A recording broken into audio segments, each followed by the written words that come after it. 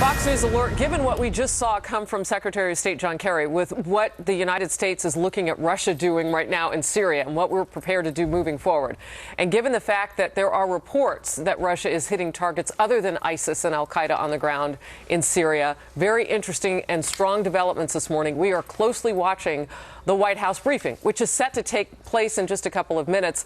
Sometimes they'll do their housekeeping notes, whatever they start with. As soon as they get to the nugget of news of the day that I just mentioned, what will happen with regard to Syria, we'll get right to it. But just wanted to bring you the live picture, the lectern. It's what we're watching. The State Department set to release a new batch of Hillary Clinton's emails today. This latest round expected to cover 2011, which was the lead up to the Benghazi attacks. And we could get more insight into the administration's policy on Libya.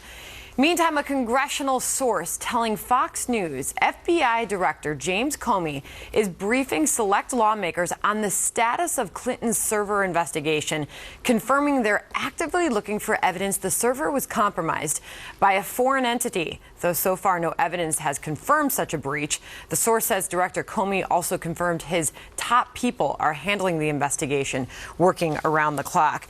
Ambassador Bolton, so meantime we have to worry about that.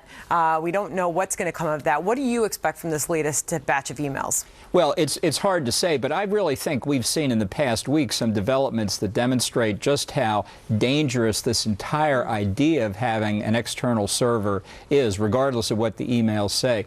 You had Madeleine Albright, Secretary of State in the Clinton administration, saying she would allow none of her subordinates to have a server outside the department, and high intelligence officials testifying that obviously it would be, if in similar circumstances a Russian leader, a Chinese leader, would be a target of our intelligence.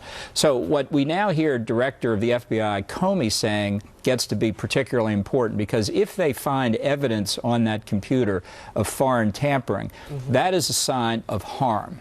And that means that a potential criminal prosecution is much more likely. Remember the Petraeus case, whether you think it's fair or unfair, there was no harm, no foul, in the sense the intelligence was not really compromised.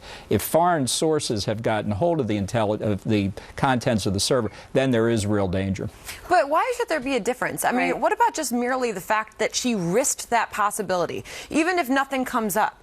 The fact that she endangered and jeopardized the security of the United States. I'm persuaded right there. Yeah. No, I just think we shouldn't get lost in the specifics of the emails. The entire course of conduct was unacceptable. And how we didn't hear about it from State Department sources leaking to the press that the Secretary of State had done this, I tell you, it's the double standard of work. If I had tried to do this, I'd already be in jail. But she loves to say that, you know, she didn't know at the time, that, you know, it was just a simple thing. I don't believe it. And that it's a big nothing burger, that everybody out there that's watching, it's a distraction. She really didn't know the difference. Is that possible in any way? I don't believe it's possible unless everybody in the State Department lost their backbone. Somebody in the career service has to stand up and say, Madam Secretary, I have to tell you honestly, this could endanger the security of your communications. Did nobody say that to her face?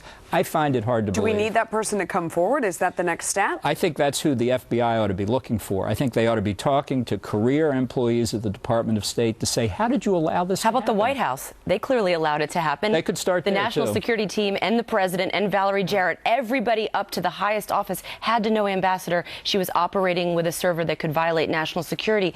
But I want you to weigh in on the emails that we've already seen about Benghazi. Take her incompetence on the server out of it. It was clear that in the most dangerous of situations, a situation in Libya, she wasn't listening to the top officials in the administration. She's so hopelessly paranoid, she was getting her intelligence from her buddy named Sid.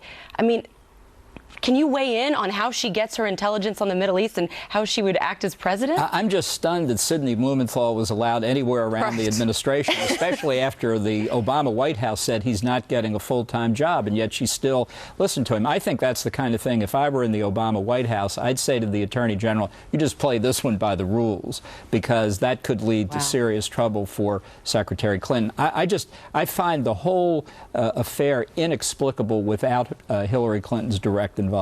I wonder just how bad things are going to get. Well, you know, politically speaking, we're already seeing the bleeding, because what you're saying is already evident in the polling that people don't believe what she's saying.